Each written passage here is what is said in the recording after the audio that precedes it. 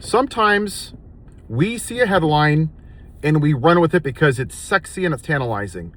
Josh Mandel has dropped out of some gubernatorial race in Minnesota or something, right? A Republican. We see an article today and forget who they really are. And we've done the same thing with Marjorie Taylor Greene. This guy bought into the election lies and he pushed for Donald Trump. He voted for Donald Trump.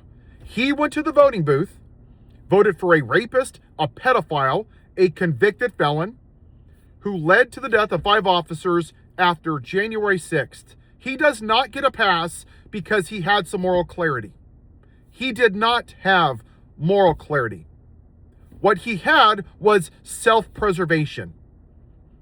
He used racism, white supremacy, xenophobia, bigotry in order to gin up his racist base so they would vote for him. And now it's no longer politically beneficial. That does not make him a goddamn hero.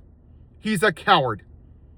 He hasn't atoned for his sins. He hasn't apologized. He hasn't said, I shouldn't have voted for a rapist. I shouldn't have voted for a pedophile. I shouldn't have voted for a felon. January 6th should have been a red line. He hasn't done any of that.